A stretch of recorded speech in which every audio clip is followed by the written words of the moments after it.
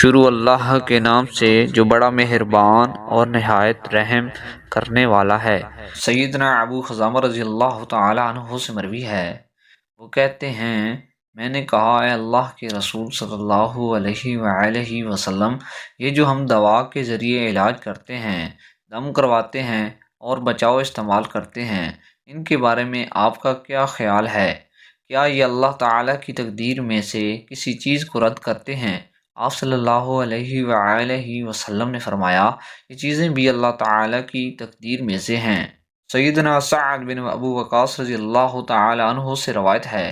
کہ رسول اللہ صلی اللہ علیہ وآلہ وسلم نے فرمایا، یہ ابن آدم کی سعادت ہے کہ وہ اللہ تعالیٰ سے خیر طلب کرے، اور یہ بھی ابن آدم کی خوش بختی ہے کہ وہ اللہ تعالیٰ کے فیصلے پر راضی ہو جائے، اور یہ ابن آدم کی بدبختی ہے کہ وہ اللہ تعالیٰ سے خیر طلب نہ کرے،